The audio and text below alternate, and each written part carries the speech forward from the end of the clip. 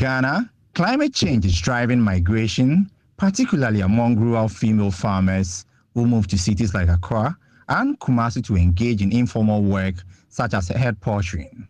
While often viewed as a negative consequence, this migration has become a crucial strategy for household resilience, with migrants sending remittance back home to help families cope with climate change impact. Remittances serve as a safety net, enabling families to adapt to changing environmental conditions. However, there's a lack of data on migration's impact on household well-being through remittances. Migrants face reintegration challenges and risky practices, with many experiencing urban poverty and low earnings. Me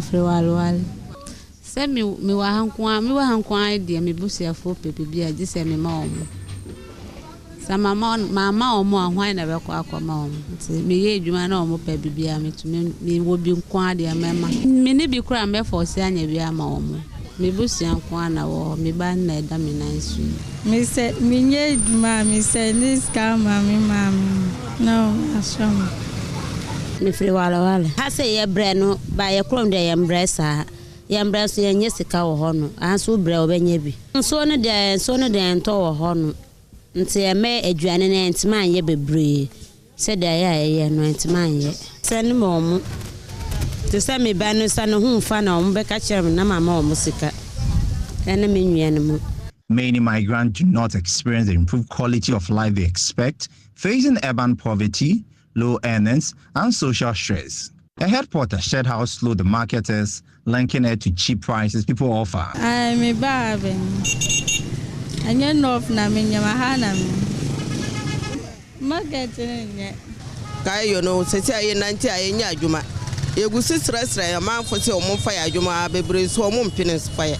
In Ghana, the northern region, they are located in a dry, harsh zone. So when they have prolonged droughts, when they have unpredictable rainfall distribution, it affects their agricultural productivity, which in turn affects their livelihood because they're dependent on this agricultural productivity. So when they come, they get some money and they send it back home. And that's known as remittances. The household then can use the money to supplement their income. So remember that the agricultural productivity has been affected because of the negative effects of climate change. In fact, the studies prove it. The households that receive remittances are much more likely to build climate resilience as compared to households that do not receive remittances. In a further development, Dr. Gatchet says migration is often viewed negatively due to the strain on social amenities in urban centers, but this is the time for government to intervene. For migration to be promoted as an adaptation tool, the government needs to acknowledge it as an adaptation tool. When you look at the National Adaptation Plan, it's not explicitly stated that migration is an adaptation. So we need migration to be accepted as an adaptation tool or acknowledged as an adaptation tool. Hereby, we can have structures put in place that can govern migration. Right now, when remittances are sent home, in as much as it helps households, it's considered as a private money.